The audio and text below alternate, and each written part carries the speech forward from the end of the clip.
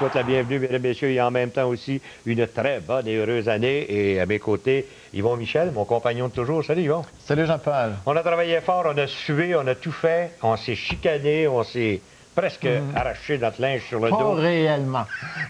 Non, mais c'est bon pour le dire. Tu veux dire, chrome un peu, chrome. Parce que ça n'a pas été si difficile que ça cette année de trouver les meilleurs boxeurs dans chacune des catégories. En fait, c'est notre 1001e émission aujourd'hui. Est-ce qu'on est reparti pour un autre 1000? Ben oui. Ça a pris 17 ans la première fois. Ça va prendre moins de temps, là. Oui, sûrement. Donc, comme Jean-Paul disait, on s'est rencontrés. On a pris des notes un peu n'importe quand durant l'année, au fur et à mesure qu'on a présenté des événements. On a fait donner le réalisateur, Daniel Côté aussi. Oui, c'est ça. À chaque fois, on disait, on veut ce combat-là, on veut garder ce knockout-là pour notre vue de fin d'année. Et donc, nos choix sont aussi bons que ce que vous auriez fait. Jean-Paul, on a tenté de trouver des compromis entre moi et Jean-Paul pour tenter de trouver qui avaient été les boxeurs ou les combats déterminants ou les plus marquants de l'année. Et il faut faire extrêmement attention là-dessus parce qu'il y a des combats que vous n'avez pas vus et qu'on n'a pas vus parce que ce sont des combats qui ont été présentés à la télévision payante sur des circuits et ainsi de suite. Alors, on a tenté de... dire quand même qu'on était assez privilégiés parce que la majorité des combats importants, on les a. Ceux qu'on a manqués, évidemment, c'est ceux qui se passent en Asie, en Europe, en France. On n'a pas beaucoup de liens avec ces endroits, mais les gros combats aux États-Unis... À un combat comme Steve Molitor, par exemple, qui s'est battu, qu'on n'a pas eu, qui s'est battu en Angleterre. Vous ne l'avez pas vu. Nous autres, on en a vu des bribes et ainsi de suite. Mais c'était extrêmement difficile d'avoir d'autres commentaires. Il a fait un combat cette année, c'était en Angleterre. Vous ne l'avez pas vu. Alors, quand c'était le temps de juger nos combats, c'est de cette façon-là qu'on a travaillé, mais je pense pas que ça diffère tellement avec votre opinion. Vous allez voir. Et de toute façon, c'est tout simplement pour... Le plaisir de la chose. C'est ça, exactement. Pour que ce soit une émission agréable, qu'on puisse regarder avec intérêt. Pendant que vous allez faire cette pause, mesdames, messieurs, à votre santé.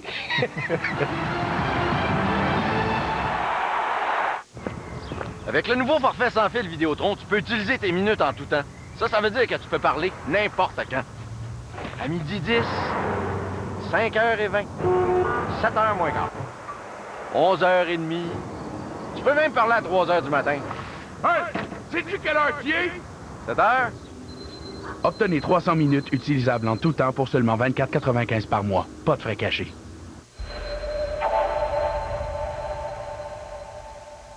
La nature vous ouvre les portes d'un monde surprenant. Bienvenue en vélo En kayak, en vélo ou à pied, allez-y, explorez-le.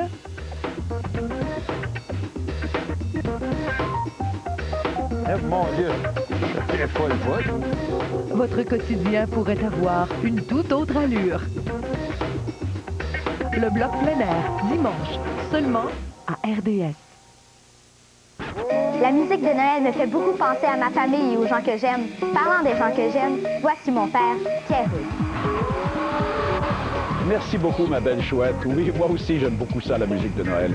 Alors, Michel, si tu me permets, en ton nom, en celui de ta maman, mon épouse, Sylvie Allard, j'aimerais vous souhaiter beaucoup d'amour, justement, mais aussi du bonheur et de la paix en cette très belle période.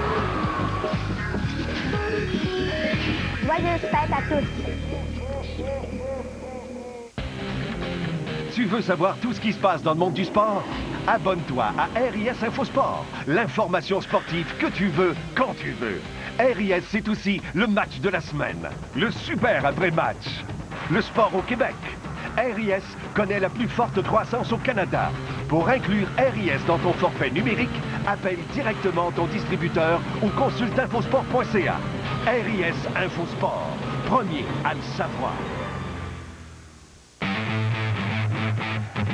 Bouclez vos ceintures, attachez vos casques et participez au concours Party Superbud de Budweiser. À gagner 2 billets pour le match du Super Bowl 41, incluant le transport à bord du jet privé Budweiser vers la Floride. Pour participer, inscris-toi sur rds.ca. Le concours Party Superbud de Budweiser, seulement à RDS. 21 ans et plus, aucun achat requis.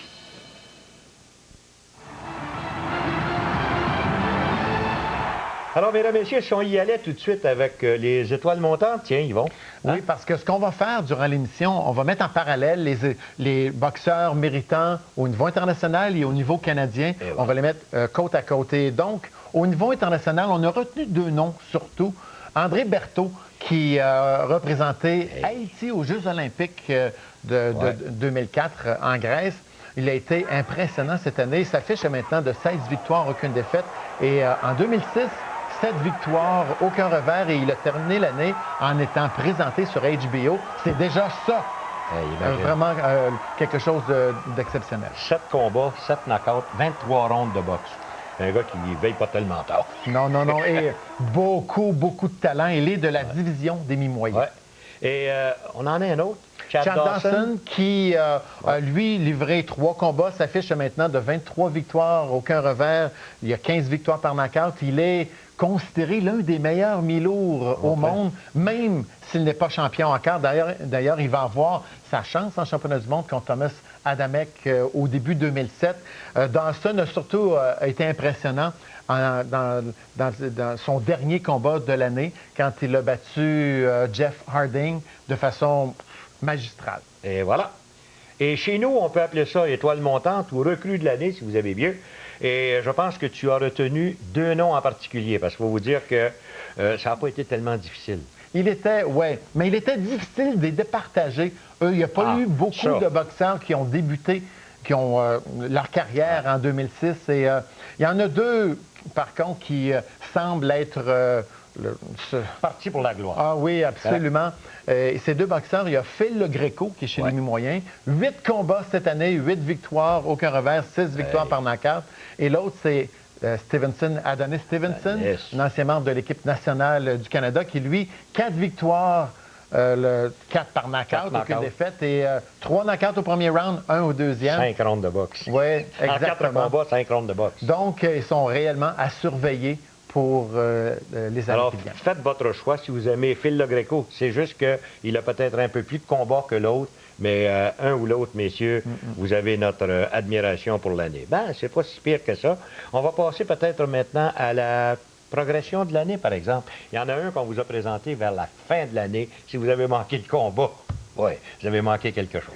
Oui, Edison Miranda, qui était un boxeur colombien, installé aux États-Unis, à peu près inconnu, jusqu'à son combat. Et ça, c'est drôle parce que c'est une défaite qui lui a permis d'aller chercher cette notoriété. Edison Miranda a perdu une décision très controversée en Allemagne contre Arthur Abraham. C'était pour le titre de la IBF. Tu sais comment ça s'est passé? Oui. Il a fracturé la mâchoire de Arthur Abraham au 4e engagement. Le combat aurait dû être arrêté. D'ailleurs, on a arrêté le combat pendant à peu près 5 minutes. C'est ce qui a permis à Abraham de récupérer et de revenir. As-tu vu combien on lui a enlevé de points? 5 points. 5 points dans le combat. Et imaginez. Donc, tout semblait contre lui, mais c'est à cause de cette controverse, parce que tout ce qui s'est passé là-bas, quand il est revenu aux États-Unis, ça a fait beaucoup, beaucoup de bruit. Et HBO en a profité, se sont accaparés de Edison Miranda, de ce qui s'était passé. Et finalement, on nous l'a montré contre Willie Gibbs et ça a duré 1 round seulement. Ça n'a pas été tellement long. Retenez le nom, Edison Miranda, ou bien non, comme on l'a appelé là-bas, Edison Miranda. Bah ouais. Il y a Peter Manfredo aussi qu'on pourrait retenir cette année. Il a démontré beaucoup d'amélioration, je te dirais. Quand il était chez les 154 livres, il était bon. Il est devenu très bon chez les 168 livres. Et d'ailleurs, il a assez bien fait que ça va être le prochain adversaire de Joe Kazaki. Et voilà. Et chez nous, attention, par exemple, chez nous, il y a eu de l'action aussi, hein? Et il y a eu de la bonne boxe en plus de ça. Et le premier nom qui nous vient à l'esprit, c'est Jean-Pascal. M. Police. Jean-Pascal qui était nulle part dans les classements avant le début de l'année. Il a livré, Jean-Pascal, 5 combats en 2006 et il se retrouve au 10e rang à la WBC, 10e rang à la WBO. Il se retrouve donc parmi l'élite mondiale et tout ça grâce à ces 5 combats de 2006.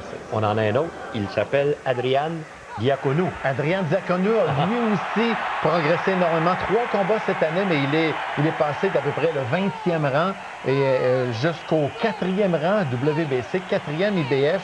et 5e WBA. Donc, il appartient, selon les classements, aux 5 meilleurs au monde de sa division. C'est voilà. chez les mi-lourds.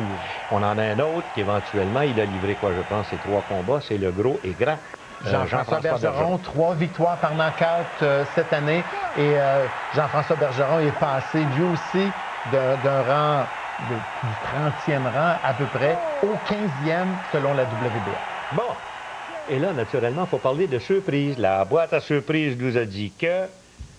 C'était quoi? Ça a commencé en janvier. C'est Carlos Baldomir, ensemble. C'est la surprise. Écoute, c'est l'histoire de Cendrillon, de Cinderella Man de la boxe en 2006.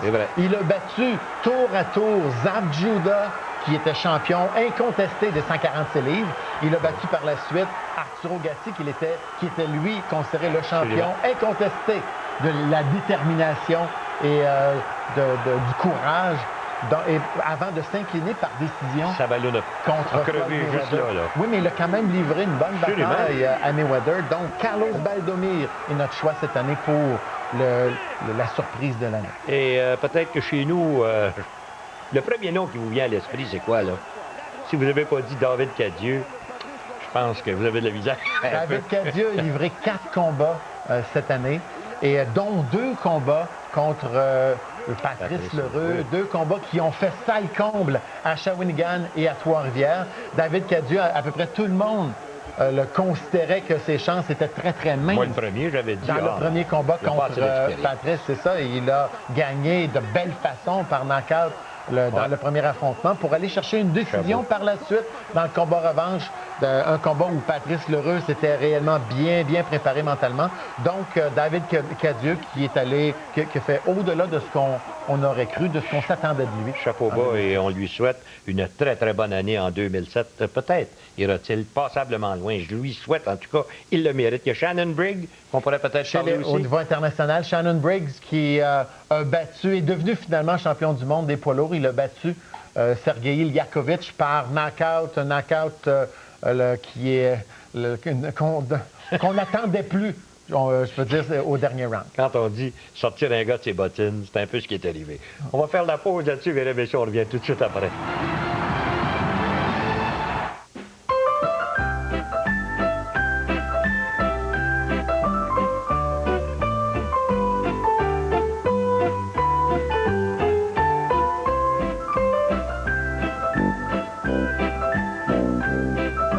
Banque Nationale récompense les conducteurs qui ont un bon dossier. Et encore plus, ceux qui font l'effort de moins utiliser leur voiture. Moins vous roulez, moins vous payez. Pour une soumission, appelez-nous au 1-877-871-7500. Le samedi soir, une tradition réunit le présent et le passé. Les partisans et leurs Canadiens. Le tir est but! Autour d'un même but. Le tir est but! Gagné. On l'appelle pas. Le tir est but! Le hockey du samedi soir, Molson-Ex, à RDS. Bonjour, nous aimerions vous présenter notre papa. Le meilleur papa du monde, Frédéric Plante. Le temps des fêtes, ça le dit, c'est le temps de fêter, de se réunir en famille ou entre amis avec ceux qu'on aime. À tous les amateurs de sport, les petits et les grands, qui nous regardent au Bulletin Sport 30, nous aimerions vous souhaiter de véritables moments de joie et de bonheur. Joyeuses fêtes! Pour fêter ses 10 ans, RDS.ca t'invite à participer au concours Dis ton top 10 avec la série F de Ford. Clique RDS.ca et vote pour les 10 événements sportifs les plus marquants des 10 dernières années. Tu pourrais gagner le Grand Prix ou un des 30 autres prix. Dis ton top 10 avec la série F de Ford sur RDS.ca. RDS.ca. Bien branché depuis 10 ans. C'est le temps de l'année où les choses se corsent dans la LFL.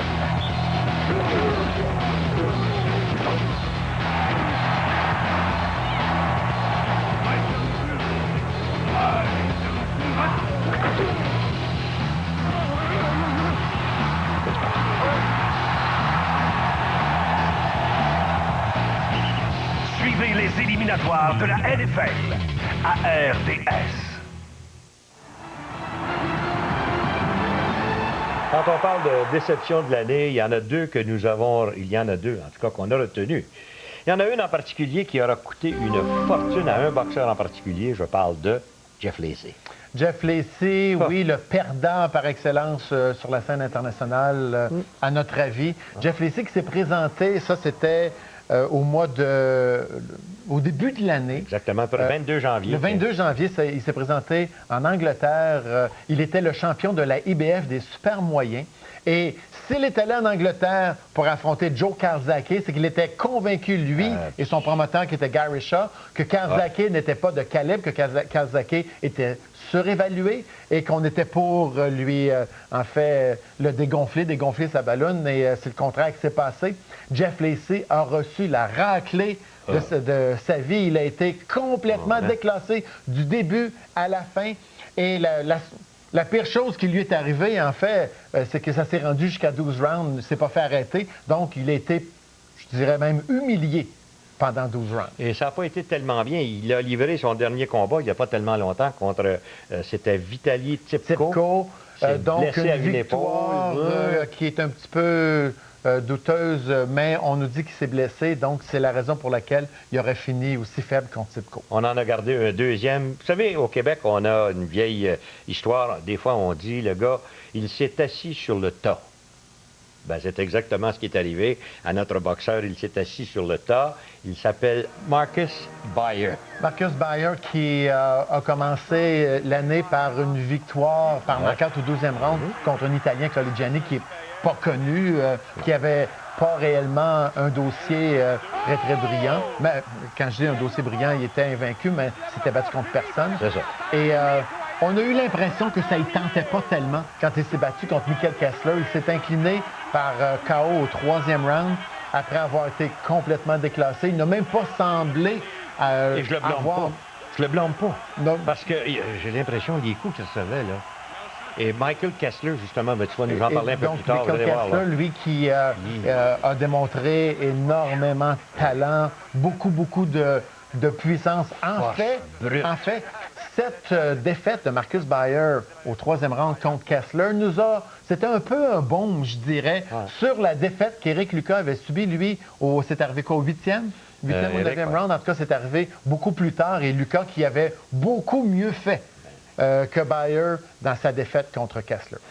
Il faut passer maintenant au combat de l'année. Et là, naturellement, on va avoir des arguments. Ils vont dire non, c'est pas lui, c'est un tel. Nous, on est allé avec Thomas Adamek versus Paul Briggs. C'était un combat revanche chez Adamek Briggs numéro 2. Écoute, pour que les ingrédients qui permettent le combat de l'année, il faut que ce soit spectaculaire, il faut que ça soit partagé, il faut que ce soit très significatif comme combat. Et on ne pouvait pas avoir mieux que ce combat Adamek Briggs. Les deux se connaissaient très, très bien. Ça s'est rendu à 12 rounds, une victoire par décision majoritaire par Adamek, le Polonais, champion des mi-lourds. Il a retenu sa couronne contre Briggs, mais ça a été très, très difficile. Adamek est allé visiter le plancher au premier round pour revenir dans le combat et finalement s'assurer de la victoire, mais dans un combat qui était exceptionnel. Bon, bien justement, Yvon, si vous le voulez bien, vous n'avez peut-être pas vu ce combat-là. On va vous montrer quelques séquences et on va revenir tout de suite après. Tiens. On avait eu la fiche de 114-114, 115-113, 117-113 à la faveur de Adamek.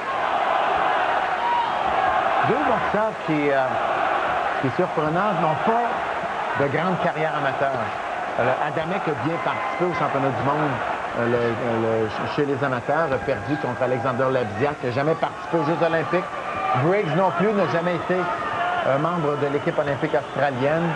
Deux jeunes boxeurs, Adamek 29 ans, Briggs 31 ans, qui trônent maintenant au sommet de la division des mi-lourds. Mais ils ont appris réellement leur métier chez les pros. Bonne carrure chez Thomas Adamek. 30 victoires, aucune défaite, 20 KO.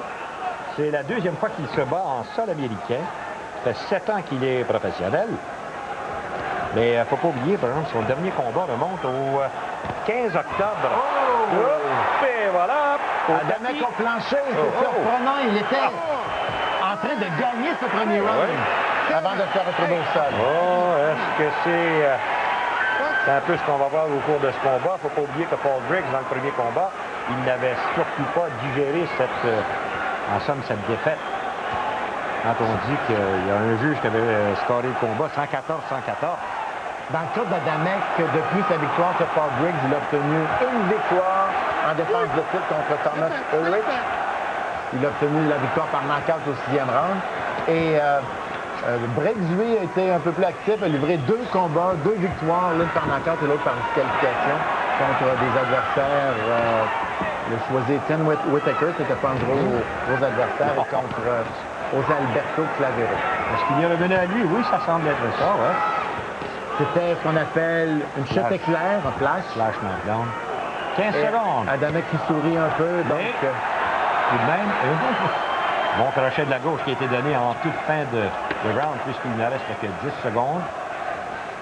C'est un combat qui est prévu pour 12 assauts, et nous allons nous arrêter pour la pause.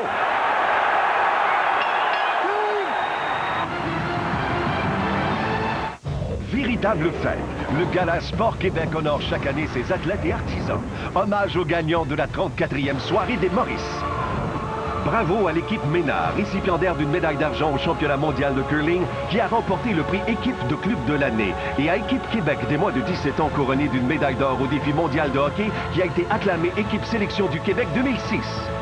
RDS est fier de s'associer à ce grand rassemblement du sport. Grâce aux méchantes confrontations Monsunex, toi et ta gang pourriez jouer un match contre des joueurs professionnels. Participe à chaque semaine en écoutant les méchants mardis Monsunex. Rends-toi sur rds.ca et prédis qui va gagner la confrontation. Ça risque d'être bien trippant. Aussi à gagner une des 5 invitations pour le méchant party dans la zone Monsunex avec 3 de tes chums. Aucun achat requis, 18 ans et plus. Tu veux savoir tout ce qui se passe dans le monde du sport? Abonne-toi à RIS Infosport, l'information sportive que tu veux, quand tu veux. RIS, c'est aussi le match de la semaine, le super après-match, le sport au Québec. RIS connaît la plus forte croissance au Canada. Pour inclure RIS dans ton forfait numérique, appelle directement ton distributeur ou consulte infosport.ca.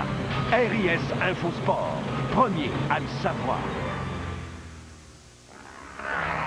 Il y a 10 ans, RDS vous faisait entrer dans une nouvelle dimension. Le sport devenait plus accessible que jamais. Victoire, dépassement, adrénaline. Vitesse. Vous avez découvert une nouvelle façon de vivre le sport. 2007. RDS.ca. Bien branché depuis 10 ans. Fiez-vous pas aux apparences. Quand quelque chose est vraiment méchant, ça se voit tout de suite. Les méchants mardis Monsunex à RDS. La plus méchante des soirées de hockey à la télé. Puis cette année, tu vas t'amuser encore plus avec les méchantes confrontations Monsunex. Cette semaine, Pascal Dupuis affronte François Beauchemin. Manque pas le match de tes Canadiens face aux Thrashers. Au méchant mardi Monsunex à RDS.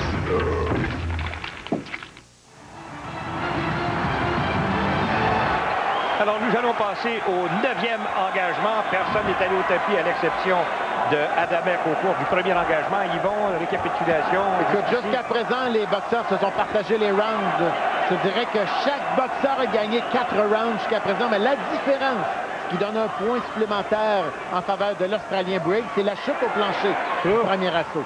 Et là, dans le moment, vous avez eu très bonne combinaison 1-2. Encore une fois, à la faveur de Briggs. Voyons exactement le visage. Oh, attention! Est-ce que le coup a été observé par l'arbitre? How you feel? Let's wait right there. Let's wait right there. It was an accidental low blow. Okay. Accidental low blow. Donc, un coup bas accidentel. Il a 5 minutes tout de même pour revenir à lui. Jusqu'à 5 minutes. Jusqu'à 5 minutes. Ouais. 5 minutes. Exactement. From 1 to 5 to recoup. 1 to 5. Et voilà. He didn't go deliberate, I feel, okay? Okay. Un arbitre qui est très loquace. Catch your breath. Okay, I believe believe it was accidental, okay? I don't believe you meant to throw it. But you got to get him up, okay? Now, the next one, you'll lose the point if you don't Oui, go, okay? j'aime ça, moi. Moi C'est aussi. clair, regarde. Voilà. Je pense que c'était involontaire, mais fais attention pour que pas que ça arrive encore. Exact. Voilà. Bon arbitre. Thomas Timothy Adams. Alors, voyons, on reprend. Get it clean. Okay. Et voilà, c'est fait. Avec 2 et 12, 2 et 10 maintenant, dans ce 9e engagement. Combat qui est prévu pour 12. Je dois dire une chose que Adamek, je ne sais pas si tu l'idée, il me semble, que le visage est plus tuméfié que son rival. Ah, mais les deux se sont frappés à qui milieu. Oh, attention! Oh, Briggs s'est ébranlé. Voilà, encore une fois, le long des câbles des deux mains maintenant. C'est Adamek qui ouvre la machine, recule, revient, cage thoracique, et la riposte avec une droite de la part de Briggs. Ah, et la foule tout de suite qui réagit. Deux boxeurs extrêmement courageux, bonne condition physique, belle préparation. Et regarde, on est à Rosemont, en Illinois. Un boxeur qui vient de la Pologne, l'autre boxeur qui vient de l'Australie. Et les gens sont debout. Incroyable. Pour apprécier le spectacle. Oh, belle sortie. Encore une fois, il a riposte. Le danger pour Adamek, c'est que c'est bien beau, il y va des deux mains. Mais la riposte avec un crochet de la droite de la part de Briggs. Adamek a un pouvoir offensif peut-être un peu plus grand que celui de Briggs, mais sa défensive est plus poreuse. Briggs, à chaque fois qu'il lance sa main droite par-dessus le jab, il touche avec beaucoup de force. La fiche de Briggs, c'est 25 victoires, 2 défaites avec 18 KO. Il est né à Christchurch, en Nouvelle-Zélande, mais vit maintenant à Sydney, en Australie. Et encore une fois...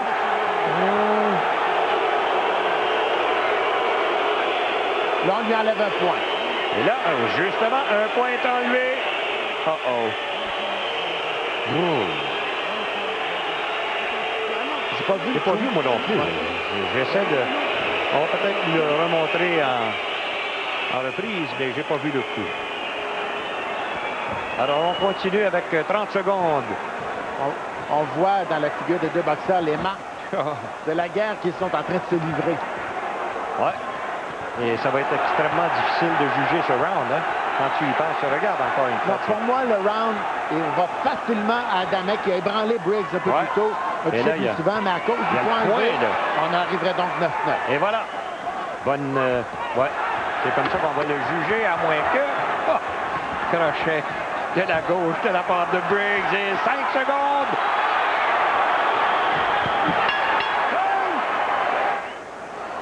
Round numéro 10 et on reprend l'action au centre du ring. Maillot blanc et rouge, c'est Thomas Adamek qui est champion. Et Paul Briggs, lui, qui a été battu par décision majoritaire lors du dernier combat entre les deux. Donc, 85-84 pour nous. Bon, même chose, justement, que M. Lederman. On a bien mentionné à la fin du dernier round, avantage dans le round pour Adamek, mais avec le point enlevé, ça nous donne un 9-9. Exactement, encore une fois des deux mains. Thomas Adamek. En somme, le meilleur coup de Paul Briggs, c'est soit son crochet de la droite, surtout celui de la droite, et à l'occasion, crochet de la gauche. Mais je dois vous dire que ni l'un ni l'autre n'est déclassé. Dans le moment, vous avez une priorité pour Briggs, 85-84, c'est officieux. Adamek, comme tu l'as mentionné tout à l'heure, a été presque un an sans boxer depuis sa dernière défense. C'est tout simplement un litige entre lui et Don King. Et à un moment donné, il s'est tanné, il a dit « OK, regarde là, je boxe ou bien je change de promoteur. » Et voilà. Et voilà, M. Don King. Il n'y a pas si longtemps, Jean-Paul, on n'aurait jamais été capable de vendre un programme aux États-Unis s'il y avait un programme entre un Australien contre un Polonais, un Russe contre un boxeur, un Américain.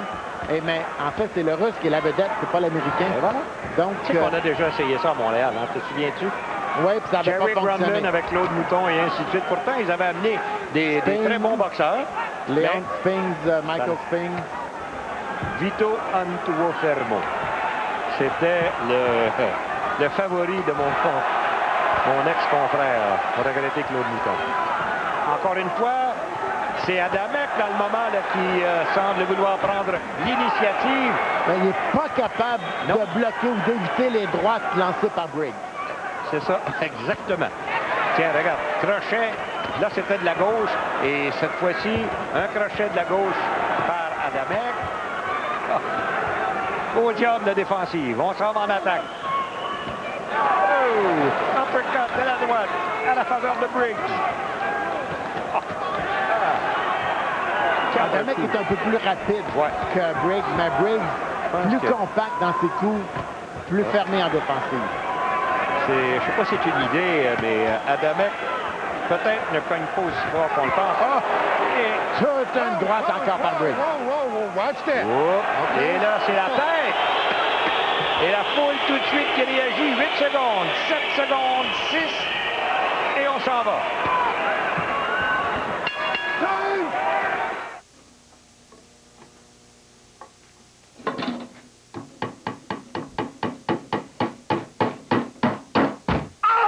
Voilà! Fermez les prix. Ben, c'est que, vous savez, avec ma femme, c'est plus comme il y a 20 ans. J'ai de plus en plus de misère à... En fait, je suis plus capable de battre. Fermez les prix. C'est le temps de l'année où les choses se corsent dans la NFL.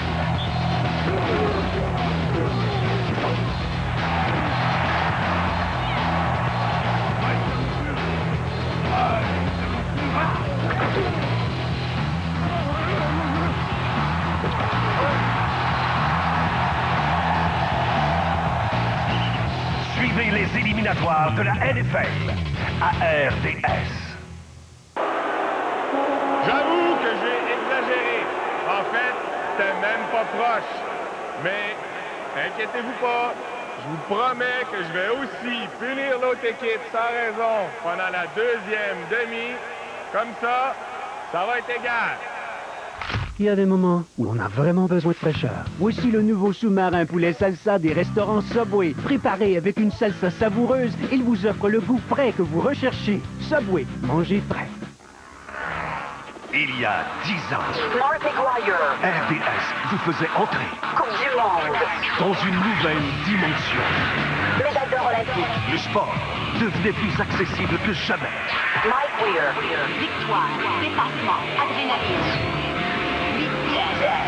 Vous avez découvert une nouvelle façon de vivre le sport. 2007. RDS.ca. Bien branché depuis 10 ans. Allô, je m'appelle Lily.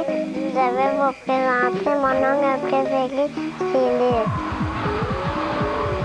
Que cette belle période de l'année soit pour vous un moment de réjouissance et d'amour, en compagnie de votre famille, de vos proches et surtout de tous ceux que vous aimez. Alexandre et moi désirons vous souhaiter de joyeuses fêtes. Joyeuses fêtes.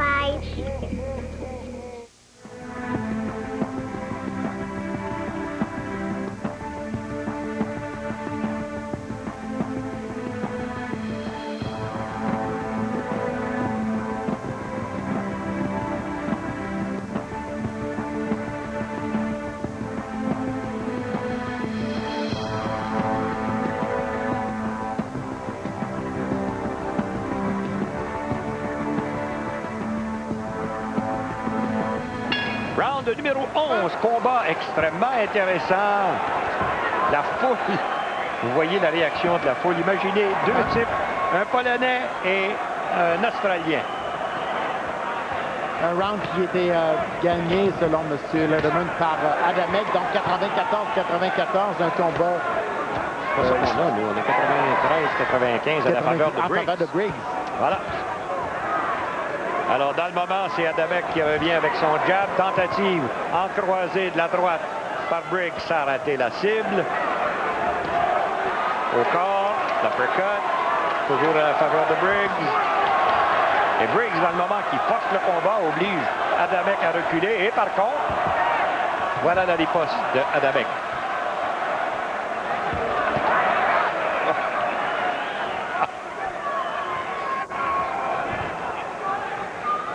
Deux types de 175 livres. 174 pour Adamek, 175 pour Briggs.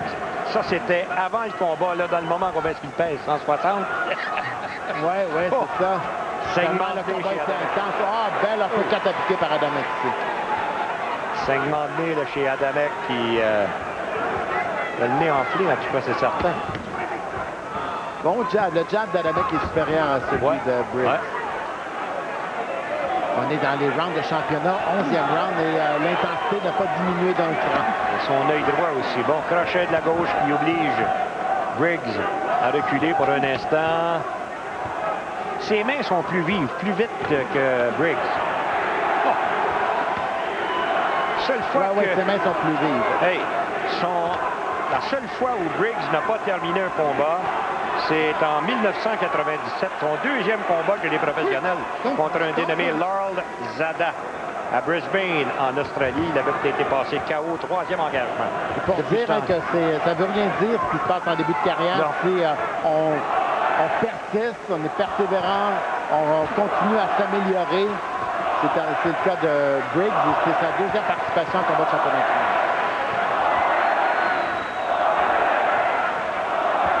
J'essaie de comprendre ce que la foule dit. Est-ce que c'est Goral?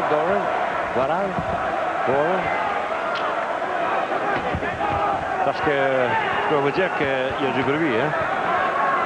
À mon avis, les gens doivent y aller davantage pour Adamek parce qu'on est en Illinois. Et il y a beaucoup de Polonais dans cet État. Exactement. Alors voilà, avec 15 secondes maintenant vers la fin du 11e. Et là, vous avez l'œil gauche de Briggs qui monte une enflure. Et c'est la fin de son 11e engagement. Et on y va maintenant avec notre 12e et dernier engagement. 104, 103, nous avons... Exactement. 104, 103. Mais pas pour la même... Non, pour l'autre côté. Pas pour le même. Alors, voilà le combat en somme. Ben, il va se livrer dans ce 12e engagement. Hop! Glissade. On l'a vu d'ailleurs, il n'y a aucun coup qui a été porté. Oh. Et le nez de Adamek, je dois vous dire, est en choc. Et droite, lancée, mais qui n'a fait qu'effleurer Paul Briggs.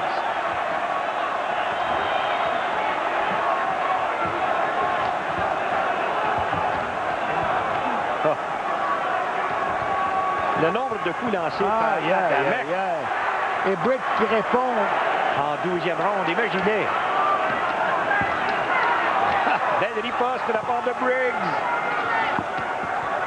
J'ai hâte de voir comment est-ce qu'on va scorer ce combat. Tout de suite, la riposte qui vient de Thomas Adamek. Briggs penche la tête, revient vers l'avant. Et attention, il y a une droite, une gauche maintenant d'Adamek. Ah, et la droite encore de Briggs qui touche la cible. Ça met fin aux attaques du champion à chaque fois. Oh! 1 minute 30 secondes. Oh, ça me fait penser au combat de Gaethje avec Mickey Ward. Mickey Ward, oui. Oh. Et le premier combat, Jean-Paul, je te dis, c'était aussi intense, aussi chaud, aussi partagé entre les deux boxeurs. J'ai hâte de voir comment est-ce que ça va se terminer. L'uppercut a été raté, mais pas le crochet de la droite pour Paul Briggs. 1 minute maintenant. Oh. Vous avez vu le nombre de coups qui ont été lancés. Alors ça peut certainement influencer les juges. Hein? Tiens. Deux boxeurs, Jean-Paul, qui donnent jusqu'à la dernière once d'énergie dans ce combat, dans le cas de Briggs, pour ravir la couronne et Adamek pour conserver son titre.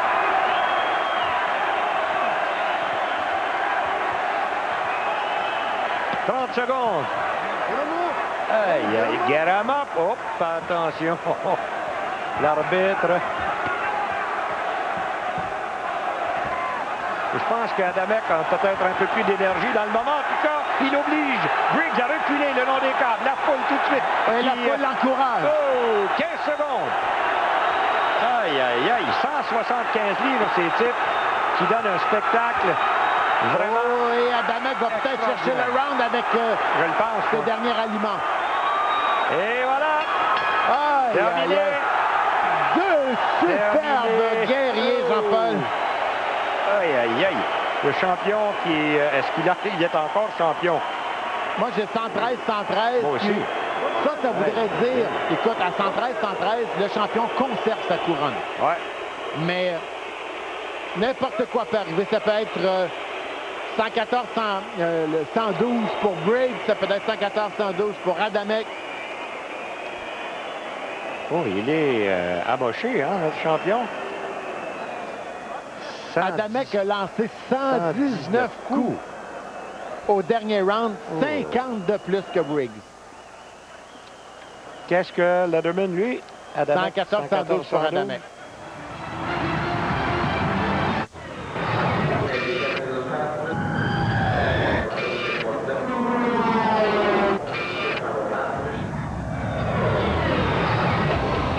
T'as le goût de t'envoler à bord du jet privé Budweiser avec un T-Chum et vivre l'ultime tailgate party dans les airs.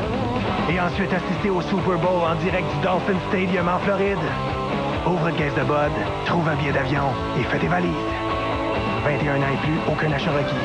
Budweiser, indétrônable. Bouclez vos ceintures, attachez vos casques et participez au concours Party Super Bud de Budweiser. À gagner 2 billets pour le match du Super Bowl 41, incluant le transport à bord du jet privé Budweiser vers la Floride. Pour participer, inscris-toi sur rds.ca. Le concours Party Super Bud de Budweiser, seulement à RDS. 21 ans et plus, aucun achat requis.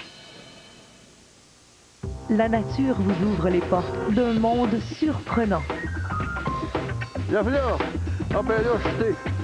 En kayak, en vélo ou à pied, allez-y, explorez-le.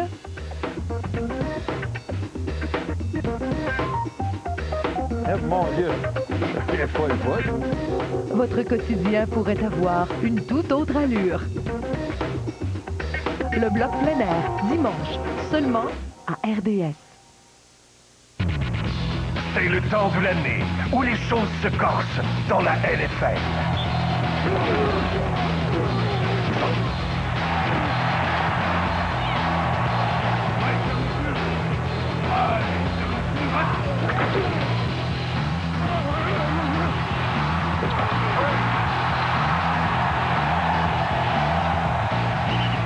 Suivez les éliminatoires de la NFL à RDS.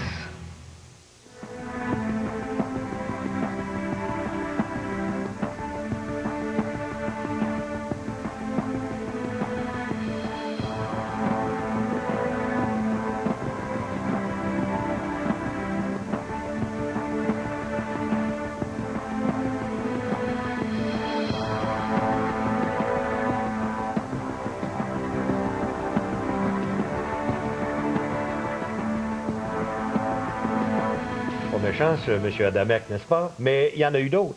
Retenez bien ceci. Manny Pacquiao, Eric Morales. On aurait pu peut-être parler juste avant de Mankipour et contre le Thaïlandais. C'est ça, un combat qui a eu lieu en mars Je pense que c'était meilleur en Europe. C'était vraiment très, très bon. Malheureusement, on n'a pas d'image à vous montrer, mais Pacquiao Morales, numéro 2, nous a démontré encore une fois toute l'étendue du talent de Manny Pacquiao. Morales qui a tout donné. Dans ce combat, il a donné tout ce qu'il avait pour finalement devoir s'incliner par knockout. Donc, un combat très mémorable que Pacquiao Morales. Je pensais que tu m'avais joué un tour parce que j'avais pas vu Mankipour contre Somac. Alors, c'est pour ça qu'on n'avait pas C'est un combat qui avait eu lieu, je pense. En France. Et voilà. Bon. Là, on parle du combat de l'année, mais il faudrait en parler aussi du combat de l'année chez nous, au Québec.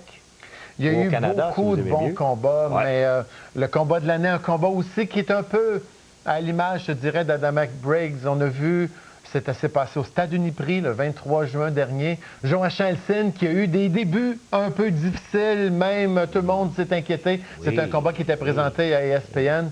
Donc, le début difficile pour Joachim Elsin qui s'est replacé par la suite pour dominer complètement le combat, mais un combat où il n'aurait pas fallu qu'il laisse une petite ouverture à Alberto Mamani qui vient de l'Argentine. En fait, ces deux boxeurs étaient classés numéro 3 et numéro 4 à la WBA et le gagnant devenait l'aspirant obligatoire, donc l'aspirant numéro 1 au titre de la WBA. Et là, la foule qui s'anime parce que plus le combat avance, plus Alcine semble brillant. Oui, absolument. Tu vois que sa confiance, là, il a réglé le problème de Mamani dans sa tête. Et là, son jeu, c'est d'essayer de le descendre au plus vite. Pas facile, par exemple. Non, Mamani, tu vois, garde les mains hautes. Très haut. Mamani aussi est hésitant maintenant parce que chaque fois qu'il se porte en attaque, Joachim, donc, il nous démontre ici une belle variété d'un boxeur qui est capable de s'approcher de son adversaire si celui-ci ne veut pas attaquer. Et aussi de belles habiletés de contre-attaque quand ce dernier vient attaquer. Donc, vraiment complet, Alcine sur le ring aujourd'hui. On a vu là, il y a quelques instants. Triple jab. Crochet, riposte de Mamani. Tu te souviens ce que Stéphane Ouellet a dit après sa défaite contre Alcine en conférence de presse? Il a dit Alcine va être champion du monde. Ben, il est peut-être pas loin de la vérité. Peut-être. Ah, wow! Au corps!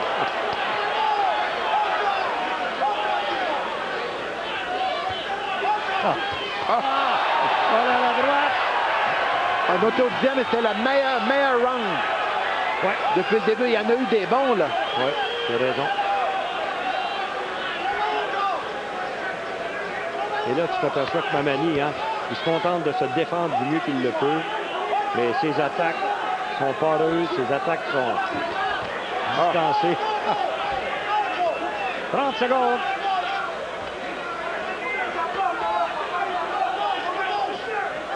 Heureusement qu'il y a une certaine rapidité d'exécution dans la défense de Mamani. Écoute, on assiste à un combat entre le 3e et le 4e au monde et ça paraît. Et 10 secondes.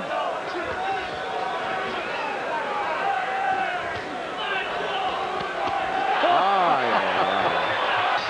99-91, c'est exactement ce que nous avons comme pif à la faveur de Joachim Alcine. Et c'est reparti. Round numéro 11.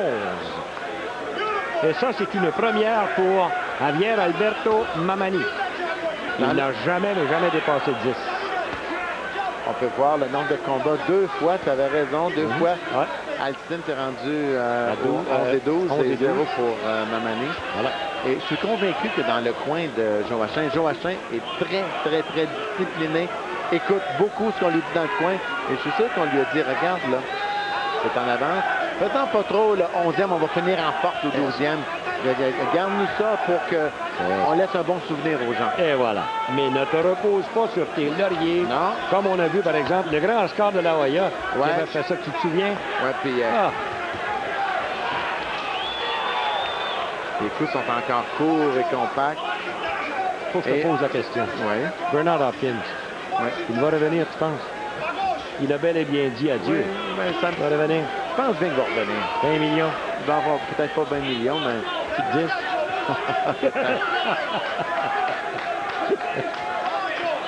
On parle de millions, vrai aussi. Je sais même pas où est-ce qu'on met une virgule là-dedans. Il y a 0. Il faut tout de même savoir combien il y a de 0 dans les millions, là, tu sais.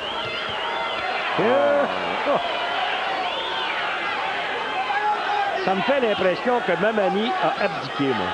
Tout ce qu'il veut, c'est de rester debout, ne pas chuter, faire belle figure pour pas baisser trop loin dans les classements. Non, moi je pense qu'il a encore espoir et s'est dit, j'ai fait mal au premier, peut-être que je vais être capable de faire mal encore. Là, il le sait, il ne peut pas gagner au point. Alors, regarde donc, tu vois, il se lance avec beaucoup de hargne encore. Lui aussi, il est bien préparé. Moi, je pense pas qu'il a perdu espoir. Il a moins confiance, je dirais. Il commence à avoir moins confiance, mais il n'a pas perdu espoir de renverser la vapeur. Je regarde les coups de Mamani.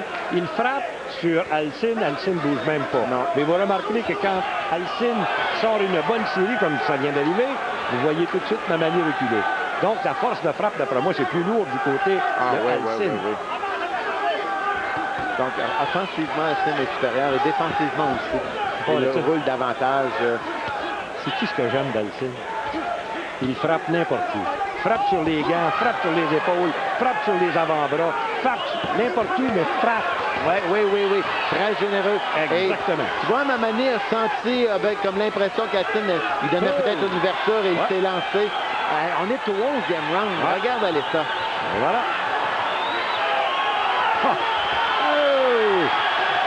C'est la foule là-dessus, mais il faut s'arrêter. 91, 992, 993, 994, 995, 96, 97, ça s'en vient. 998, 999 et 1000. Alors? Wow, elle est vraiment belle. Est-ce que je peux? Faites comme chez vous. C'est ça. C'est parfait. Rien ne vaut un agent qui sait faire la différence entre une maison et votre maison. Remax, 1000 maisons, un chez soi. Je m'appelle Zachary. C'est mon papa Yannick Bouchard.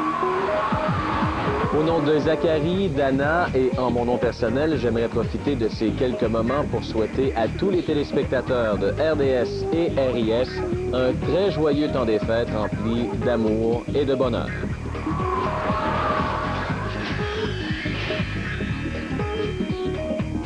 Joyeuse fête. Pour fêter ses 10 ans, RDS.ca t'invite à participer au concours Dis ton top 10 avec la série F de Ford. Clique RDS.ca et vote pour les 10 événements sportifs les plus marquants des 10 dernières années. Tu pourrais gagner le Grand Prix ou un des 30 autres prix. Dis ton top 10 avec la série F de Ford sur RDS.ca. RDS.ca. Bien branché depuis 10 ans. 3600 secondes, 60 minutes, 1 heure. C'est tout le temps que vous aurez à consacrer pour voir un match du Canadien en entier. Canadien Express, à consommer les soirs de semaine où le Canadien est en action, après le bulletin Sport 30 de fin de soirée. Mercredi 20h. Vous avez rendez-vous avec le match de la semaine Monsunex. Du hockey qui déménage. Buffalo, Chicago. Le hockey à RIS Infosport.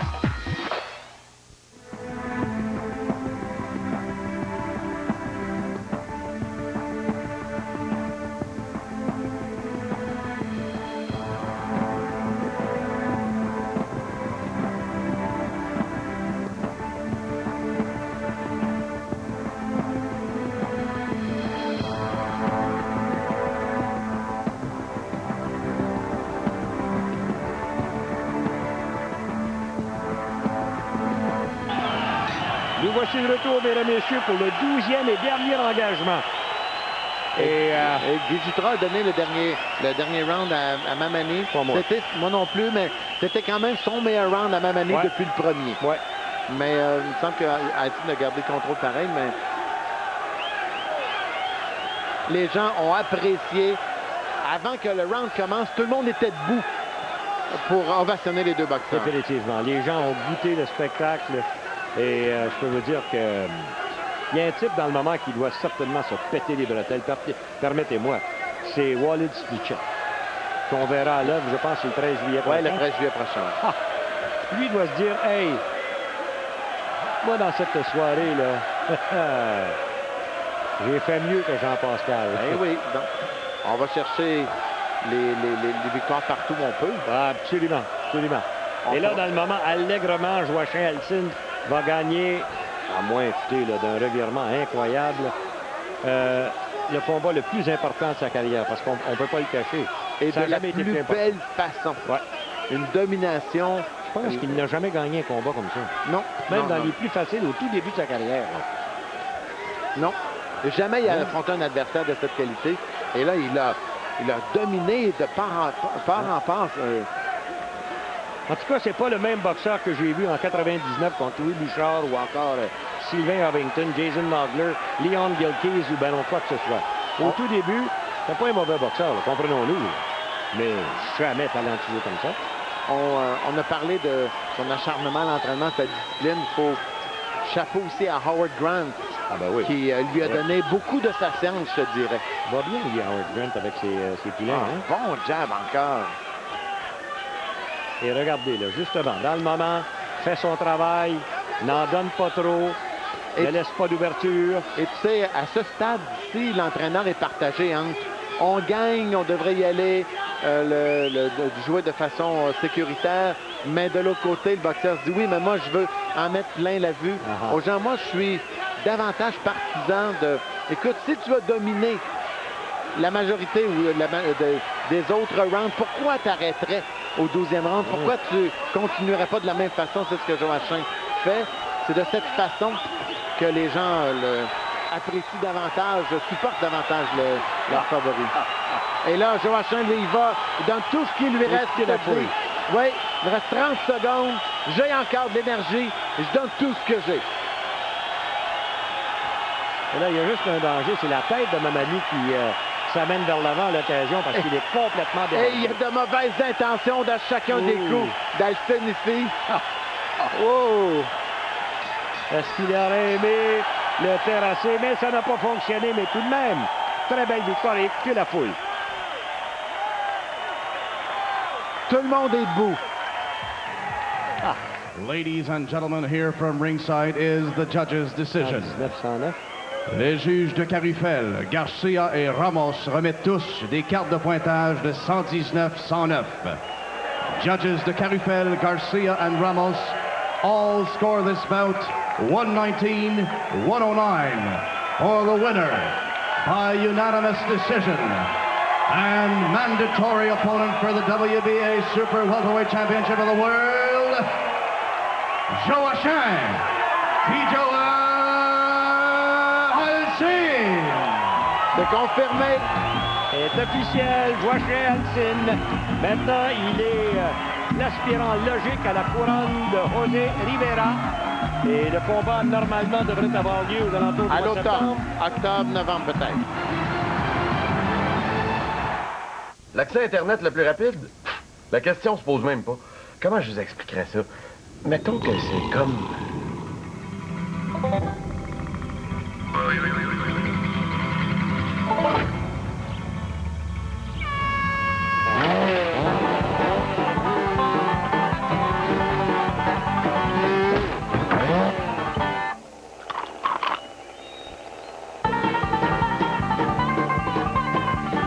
C'est pas tout. Il y a des choix en plus. Internet intermédiaire. Idéal pour toute la famille. Internet haute vitesse. Pour un accès rapide et fiable. Internet haute vitesse extrême. Téléchargement illimité. Et même Internet haute vitesse extrême plus. Puissance extrême pour internaute extrême. L'accès Internet Vidéotron, le plus rapide. Point final.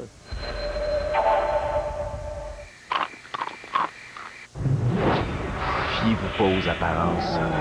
Quand quelque chose est vraiment méchant, ça se voit tout de suite. Les méchants mardis Molsonex à RDS. La plus méchante des soirées de hockey à la télé. Puis cette année, tu vas t'amuser encore plus avec les méchantes confrontations Molsonex. Cette semaine, Pascal Dupuis affronte François Beauchemin. Manque pas le match de tes Canadiens face aux Thrashers. Au méchant mardi Molsonex à RDS. Mon père fait la lecture des bulletins de nouvelles des fins de semaine en RDS. Et tous les mercredis, c'est Chicane avec le baron à face à face.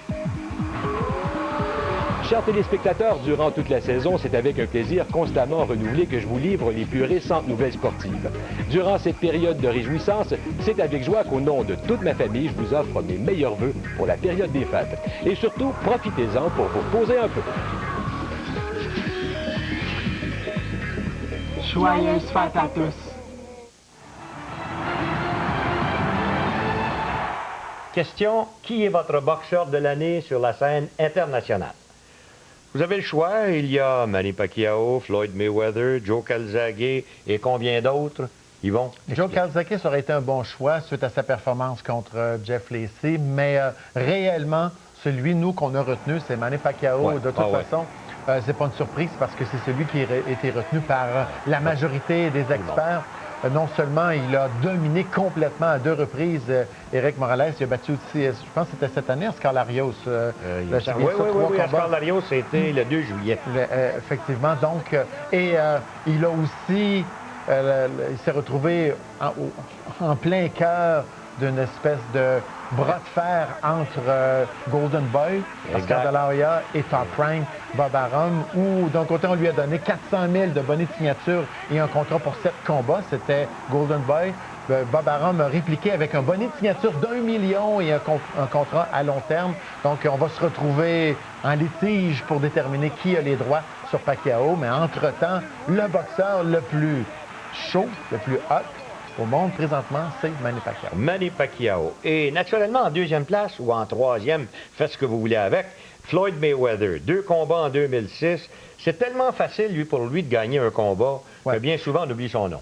Mais Floyd Mayweather, on va le garder peut-être pour notre meilleur boxeur livre pour livre. Mais au niveau du boxeur, celui qui aurait été le plus dominant durant l'année, encore une fois, Pacquiao. Pacquiao. Et Joe Calzaghe, naturellement, lui, il a été choisi le boxeur de l'année, mais en Europe, il faut le comprendre. Oui, mais il faut son dire dernier combat qu'on a fait... C'était ordinaire contre le boxeur, justement, d'Australie, mais Sakio Bika.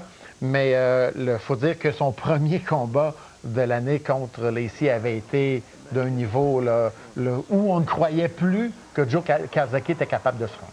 Maintenant, ils vont du côté canadien. Il faudrait regarder un petit peu, ça fait drôle, puisqu'on en a un qui a livré un combat, mais il a gagné un championnat mondial. Steve Molitor. Effectivement, Steve Molitor de la division des Super Coqs. Il est allé chercher le titre de la IBF. Une victoire par knockout chez son adversaire en Angleterre, son adversaire qui était invaincu. Molitor qui est le premier Canadien depuis Otis Grant à aller chercher un titre mondial en Europe. On se souvient que Grant est allé chercher le titre de la WBO. Donc, Molitor, une fiche de 23 victoires, aucun revers, 9 victoires par knockout, qui se retrouve maintenant parmi les grands de cette division suite à cette victoire. C'est le premier champion du monde du Canada depuis Léonard Dorren et Éric Lucas. Et voilà. Et naturellement, on pourrait donner des mentions très, très honorables à Joachim Alcine. Alcine qui a gagné son combat d'éliminatoire pour devenir l'aspirant numéro 1. Et évidemment, Lucian Boutet. Boutet qui fait les délices des amateurs au Centre Bell. 3 victoires cette année, dont une par knockout. Et il se retrouve, lui, au 2e rang mondial. Bon, ben, ça nous amène donc au knockout, le KO de l'année. Encore là, faites votre choix. Vous avez, mon Dieu Seigneur, Oscar De La Hoya sur Ricardo Mayorga. Vous avez Calvin Brock, Judy Lawrence. Puis Yvon, si tu veux en ajouter, vas-y. De La Hoya Mayorga, c'était vraiment intéressant parce que Mayorga avait réussi à faire sortir De La Hoya de ses gonds. Sa famille, tout ce que vous voudrez. Donc, c'était un knockout qui était plaisant, disons, à voir pour tout le monde. Tu as parlé de Brock contre Zuri Lawrence, mais il y a ce Brock aussi contre Vladimir Klitschko. Il s'est fait passer le KO. C'était... Donc, ça arrive à tous les boxeurs, ou presque, ça leur arrive de se retrouver au plancher et de perdre par knockout. Trop, à part de Rocky Marciano. Oui, c'est ça. Et on peut dire aussi que le knockout de Shannon Briggs sur Sergei Yakovitch était très percutant. Tu sais qu'il perdait sur les 3 cartes des juges à ce moment-là. Et soudainement, merci, on ferme les livres. Si on regarde du côté canadien maintenant, il y a eu évidemment le knockout de David Cadieux sur Patrice Lheureux. Il a envoyé Patrice Lheureux 4 fois au plancher avant qu'il aille au plancher, qu'il l'envoie au plancher pour une dernière fois au 7e round. Il y a eu Lucian Boutet sur James Toney, James Obede Toney, pas le James Toney qui se bat contre Samuel Peter. Un knockout. Il était très, très spectaculaire, ce knockout, parce que c'était une combinaison des 2 mains. C'était une véritable tempête qui s'abattait sur Toney. Et aussi, celui qu'on a retenu, c'est Renan Saint-Just sur Walid Simichette. C'était aussi très percutant, un combat qui s'annonçait. On s'attendait à ce que ce soit peut-être un candidat pour le combat de l'année. Et ça s'est retourné. Une victoire par knockout au premier round par Renan Saint-Just. Et voilà. Donc, on va y aller maintenant avec les images. Vous allez vous apercevoir que quand ça tombe, ça tombe. On revient tout de suite après. 30 secondes maintenant. Tiens, regarde! Oh, là, il est réellement blessé. Et au tapis se retrouve Liakovic. 24 secondes. Imagine. Est-ce qu'il sera capable de se relever? Oui, il est debout. Est-ce que l'arbitre va lui permettre de continuer? Oui, monsieur. 2, 3, 4, 5 secondes presque de plus. Il reste 10 secondes au combat. Voilà. Oh! Encore une fois, Briggs qui il va des deux mains. Et Liakovic qui tombe au bas du ring. Sur la table, est-ce qu'il reste du temps? Et le règlement, tu sais, Jean-Paul, c'est que l'arbitre doit compter jusqu'à 20. C'est terminé. Et ce sont ces seconds. Mais si les hommes de poing sont montés sur le ring, ça veut dire que le combat est terminé. Et voilà. Victoire par knockout pour Shannon Briggs. Et on est obligé de donner la victoire à 2,59, je pense. Oui, parce que c'est ça, la cloche a sonné. OK. Exactement, Jean-Paul, le règlement, c'est que si tu es à la fin du combat projeté en dehors des câbles, personne n'a le droit de t'aider à retourner sur le ring. Et l'arbitre doit compter jusqu'à 20. Et on le voit qui lance des coups à l'occasion, mais autrement, recule plus souvent qu'autrement. On entend à chaque coup qu'il lance. Il donne tout ce qu'il a à chaque coup de poing, Mayorga. Alors le crochet sur la tête. Oh, attention! Les genoux ont pris et au tapis se retrouve Mayorga. Et ça, à cause des combinaisons appliquées par Oscar de la Hoya, c'est pas un coup unique. Combinaisons qui ont commencé au corps. Mayorga a été complètement débordé, les coups à la tête. L'ont fait fléchir.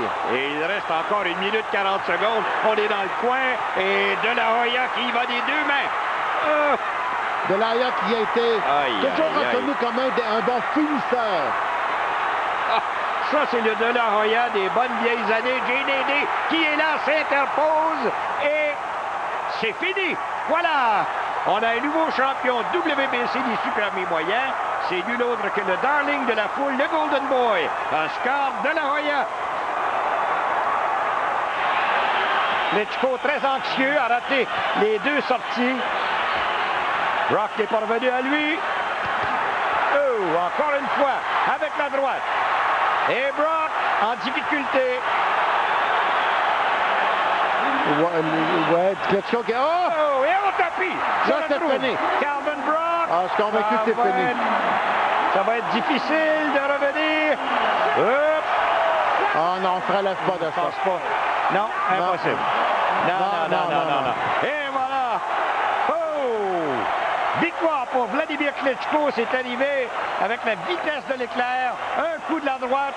Et ça a ébranlé Calvin Brock. Et ensuite... Et c'est comme ça que ça se passe chez les poids lourds, Jean-Paul. Voilà. C'est-à-dire, là, on a vu une performance, assez ordinaire de Vladimir Klitschko, mais une main droite solide. Ça termine le combat. Brock qui s'est fait frapper à quelques reprises. En fait, le seul qui s'est fait frapper avec des coups très solides, c'est lui. Et à un moment donné, tu peux pas recevoir des coups à la tête d'un géant comme Klitschko, un cogneur de sa trempe, sans qu'à un moment donné, tu n'en paies le prix. Et c'est ce qui est arrivé à Calvin Brock.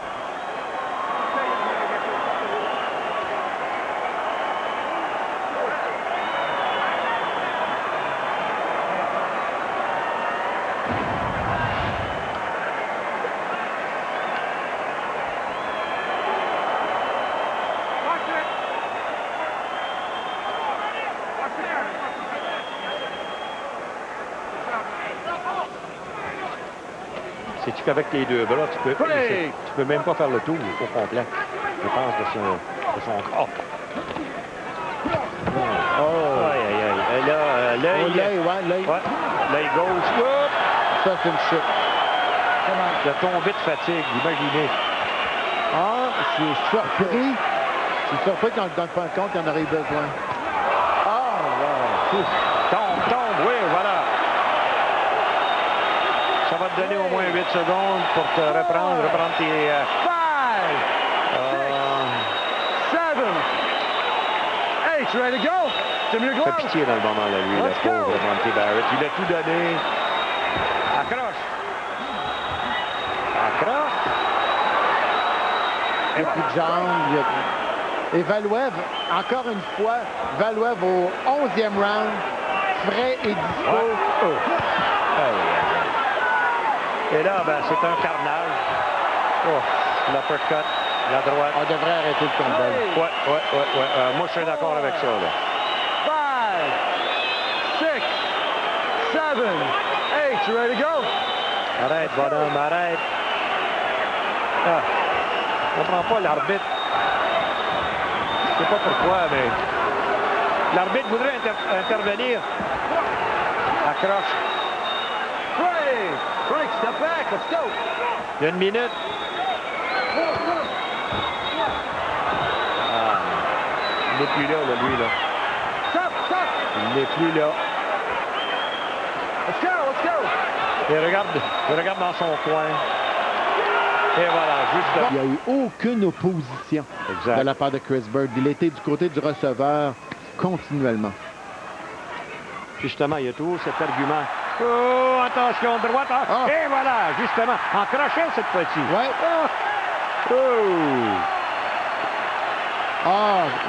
Aussitôt que l'arbitre a vu Bird se retourner et qu'il a vu son œil. Imaginez ça, c'est juste un coup de poing, ça, là. On aperçoit, je parlais de son entraîneur Emmanuel Stewart. Il était extrêmement fier. C'est lui qui était avec Lennox Lewis à la fin de sa carrière. Et il a dirigé Evander Holyfield longtemps. Je pense qu'il y a eu 17 ou 18 champions du monde sous sa férule. Emmanuel Stewart.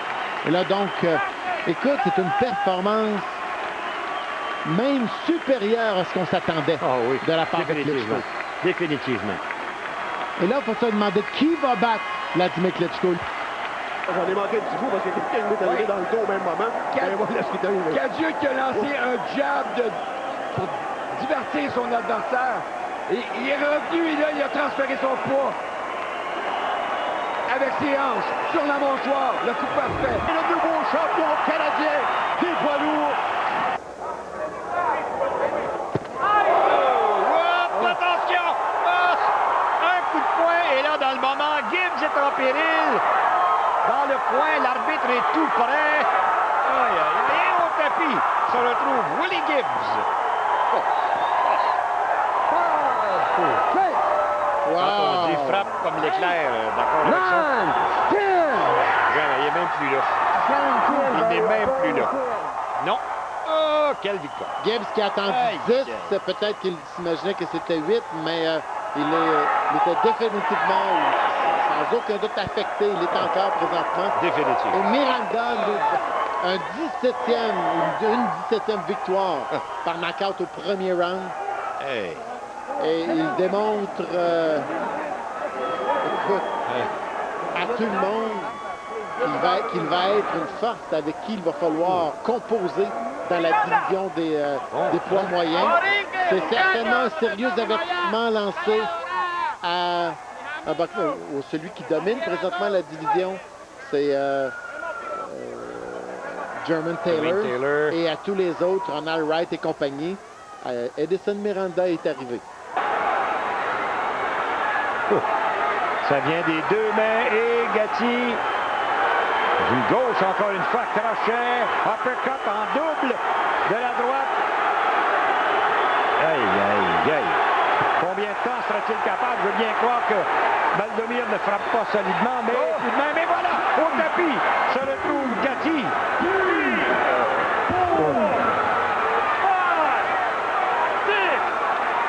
Et il est fatigué.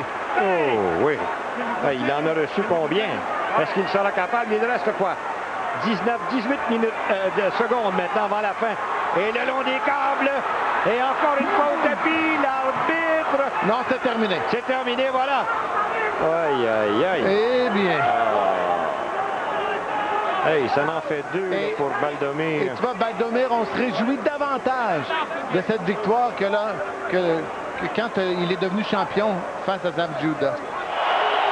Tony a tiré aucune jambe. Au corps. Il devrait aller au corps. Oui.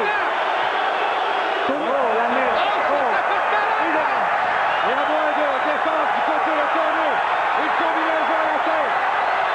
Gauche, droite. Tony esquive. Oui.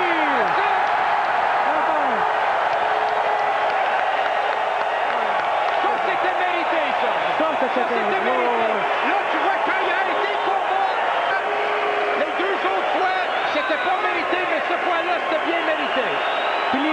plus qu'on voyait la tête de Tony qui tournait un peu plus de bord puis de l'autre. Exactement. Ah, mais Richard Boutet, une performance incroyable. On l'a vu totalement dominé sans aucun doute.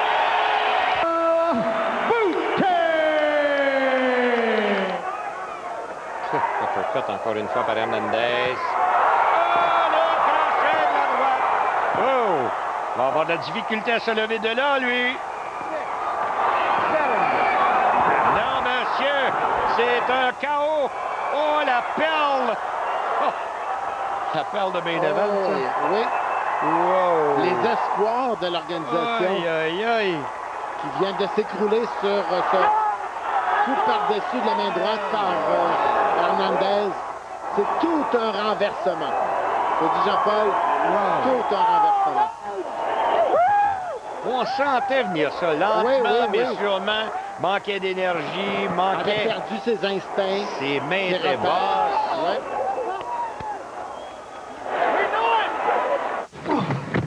As-tu aimé le film? Bon, c'est toujours la même chose, hein? Le méchant rattrape le couple juste comme il allait partir, mais l'auto, elle part jamais.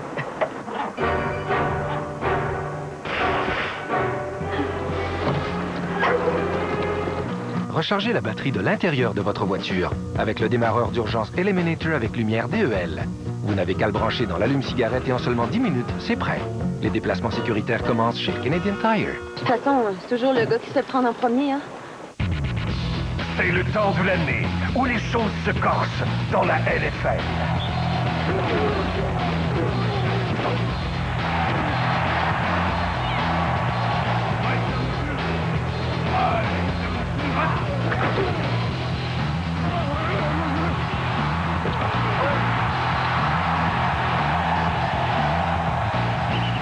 Suivez les éliminatoires de la NFL à RDS.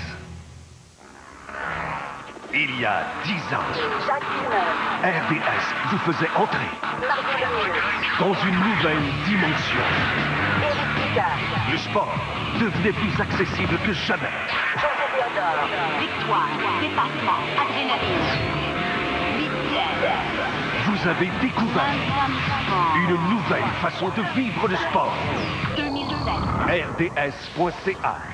Bien branché depuis 10 ans. Tu veux savoir tout ce qui se passe dans le monde du sport? Abonne-toi à RIS Infosport, l'information sportive que tu veux, quand tu veux. RIS, c'est aussi le match de la semaine, le super après-match, le sport au Québec. RIS connaît la plus forte croissance au Canada. Pour inclure RIS dans ton forfait numérique, appelle directement ton distributeur ou consulte infosport.ca. RIS Infosport, premier à le savoir.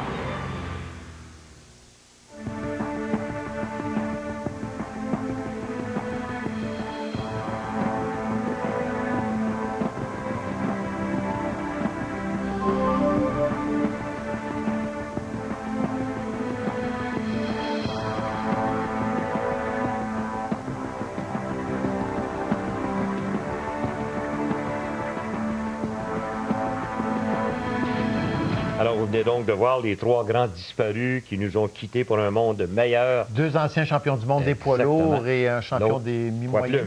Poids plume. Exactement. Non, plume, mais il s'est pas rendu jusqu'à... Dans tout ce que vous voudrez. 227 victoires, 11 défaites seulement. Alors, imaginez. Il y a aussi des gens qui nous ont quittés, qui ont quitté la boxe, qui nous ont quittés, naturellement, pas par la mortalité ou quoi que ce soit, mais il y a deux grands noms de chez nous qui ont quitté la boxe. En fait, je dirais pas quitter la boxe, mais mis un terme à leur carrière de boxeur actif. Est-ce que tu sais quelque chose que je ne sais pas? Non, parce que c'est Otis Grant et Eric Lucas qui ont été réellement... ont été dominants durant leur époque. Otis Grant est passé chez les pros en 88, Eric Lucas en 91. Les deux, donc, mettent un terme à leur carrière active en 2006. En fait, c'est ce qu'on a dit pour l'instant. Mais les deux demeurent impliqués en boxe. Eric Lucas en étant propriétaire d'Interbox et Otis Grant en devenant associé pour le groupe GEM. On a parlé dans les journaux, je ne sais pas si vous avez remarqué, il y a beaucoup de gens qui nous en ont parlé aussi, que Eric Lucas voudrait rencontrer encore une fois Marcus Bayer. Personnellement, je ne crois pas que ça va arriver. À moins que toi, tu saches quelque chose que moi, je ne sais pas. Non, mais je ne crois pas que ce soit impossible. Ça peut... Très bien dit. C'est peut-être une probabilité, mais possible, encore une fois, mais il nous reste encore beaucoup d'eau à couler sous les ponts avant que ça sorte. OK. Mais qu'est-ce que c'est que vous aimeriez et qu'on aimerait voir en 2007? Des combats. Allons-y. Au niveau international, écoute, Mayweather contre De La Hoya, ça va se faire au mois de mai. Ouais. Ça va être le combat de l'année. Écoute, quand deux grandes vedettes combattent l'un contre l'autre, ça fait toujours ce genre d'excitation. Ouais. Et on est presque assuré d'aller faire des records au niveau des revenus à la porte. Et peut-être même à la télé, à la carte, en tout cas pour un combat qui n'était pas un combat de championnat du monde. Et on aimerait aussi... Des poids lourds. Oui, absolument. Et on aimerait aussi voir Joe Calzaghe contre Michael Kessler. Ça je pense que j'achète mon billet de le combat de rêve de la division des 168 livres. Deux boxeurs, un jeune boxeur affamé encore, Michael Kessler, Joe Calzaghe qui... encore capable de performance de grand niveau, comme il l'a montré contre Jeff Lacey, ça serait quelque chose à voir. J'en ai un autre que j'aimerais voir aussi. Jermaine Taylor contre Edison Miranda. Miranda qui fait un nom, s'est fait connaître surtout à la fin de l'année. Et Jermaine Taylor, lui, qui a été ordinaire, je dirais, dans sa dernière victoire sur Kassim Ouma, où ça serait très spectaculaire. Et que tu penses du géant Valuev versus Valuev, ça aussi, ça serait... quelque chose à voir. Et du côté canadien, Yvon? Du côté canadien, Joachim Alcine contre le gagnant de Rivera ou Sims pour le championnat du monde de la WBA. J'aimerais bien, moi, voir Lucien Boutet en championnat du monde, peut-être contre Anthony Mundine, qui a déjà boxé ici au Canada, qui va probablement être le prochain champion de la WBA. Il se bat contre Sam Soliman. Pourquoi pas David Cadieux contre Jean-François Bergeron. Possible. C'est pas cette année, ce sera l'autre année par après, mais il me semble que ces deux boxeurs-là s'en vont pour une éventuelle confrontation. On verra, on sait que Bergeron vise un combat de championnat du monde auparavant.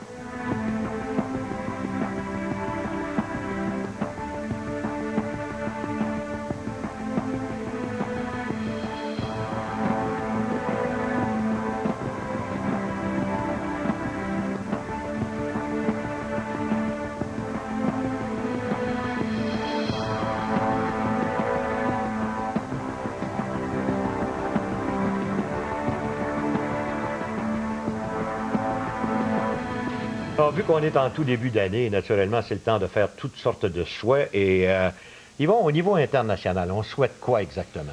En fait, moi, mon souhait principal, c'est que la boxe prenne exemple sur le hockey et qu'on élimine l'accrochage, qu'on élimine les boxeurs qui tentent de faire une espèce d'anti-boxe, que les arbitres soient beaucoup plus sévères et qu'on donne aussi plus de latitude aux juges dans les rounds. Quand un combat est serré, ça pourrait être 19, moins serré, peut-être 18, au lieu de toujours donner des 19.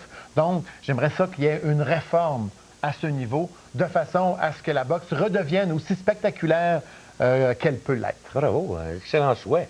De mon côté, moi, je pense au point de vue local, ce que je veux et je souhaite de grand cœur, c'est de voir autant Jim que Interbox nous donner autant de combats et d'autres petits promoteurs aussi qui viennent se greffer à ces deux grandes à ces deux grandes organisations et de nous donner autant de combats de boxe et de la boxe intéressante qu'on en a eu au cours de l'année. Penses-tu que c'est un souhait qui est possible?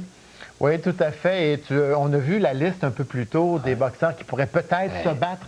Les Québécois ou les Canadiens championnats du monde, on a une liste de 6 ou 7 boxeurs. Et donc, s'il y en avait juste la moitié qui se rendait, ça serait déjà extraordinaire. On a tellement de bons jeunes à part ça. Vous voyez, aussitôt qu'il y a un peu de bonne boxe, vous voyez autant de jeunes qui commencent à aller dans les gymnases et à s'entraîner. Donc, Yvon, encore une fois, je te souhaite qu'en 2007, ce soit une année par excellence, ce soit une année pour la boxe aussi par excellence. Et on va se laisser, mesdames, messieurs, à moi, moins que tu aies un mot de la fin. Je vais te souhaiter la santé pour être sûr que tu demeures avec nous encore pendant longtemps. J'en ai pour 17 ans encore avant d'être capable d'atteindre le chiffre 2000, imaginez. Alors, on va se laisser, naturellement, sur les images des meilleurs combats au cours de l'année 2006. Encore une fois, Yvon, mes félicitations. Merci beaucoup. Bonne et heureuse. Même chose pour vous, mesdames, messieurs. Et, comme on dit, le mot de la fin, c'est bonne boxe. Bien, va, Jean-Paul.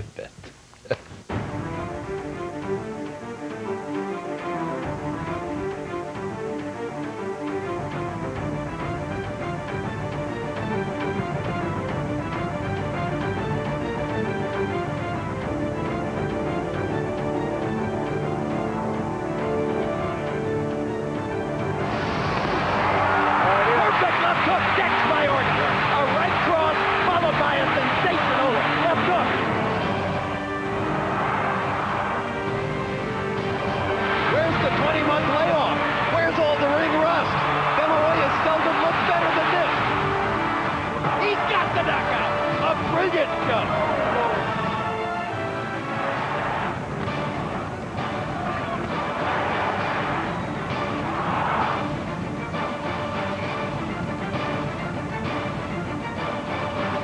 Shane hasn't looked that good in a long, long time.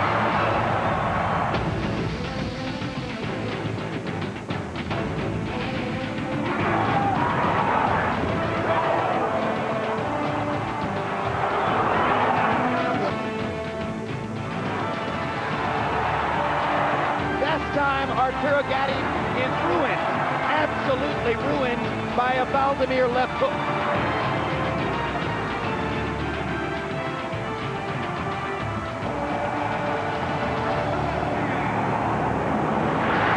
Manny, Manny, the crowd chants, and he almost knocks Morales down to the left.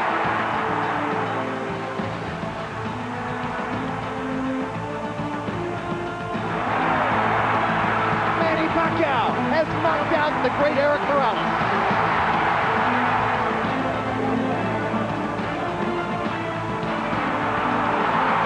Hard right hand, Don Morales. Pacquiao's all over it. Thinks he's got a chance. Morales slightly staggered after that last left hand. And down he goes. And the brave heart of Morales holds up, but his legs go again. Third knockdown of the fight by Pacquiao against Morales. Morales shakes his head as if to say, I want no more. Manny Pacquiao has the knockout. There's times when you need to know when you're beaten, and I think I was a beaten man tonight.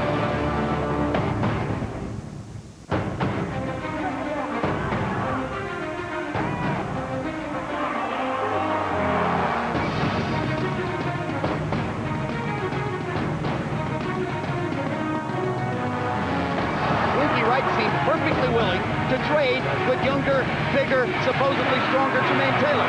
I've never seen Winky Wright's face look like this, and I haven't seen Taylor's face look like this either. Oh, you gotta fight with your fucking heart now. Let's go. And this minute may decide whether Jermaine Taylor can hold on to the middleweight championship or whether Winky Wright's going to take it away. This bout is a draw. Jermaine Taylor retains his middleweight championship. If he wanted the title so bad, he should have fought all 12 rounds, because that's what I would have did. I showed everybody that I'm the champ. For the fans saw who won that fight.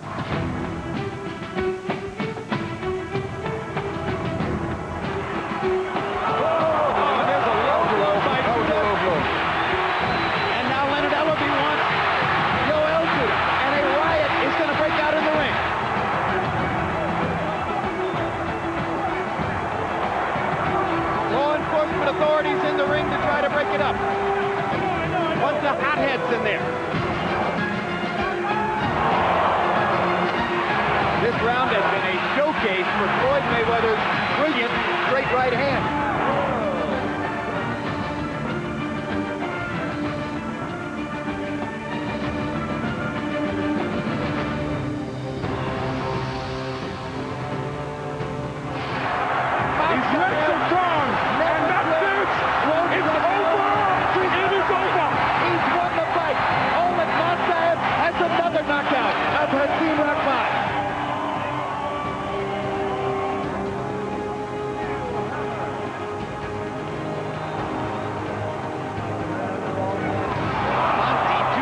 Barrett is outgunned and in jeopardy against the big man.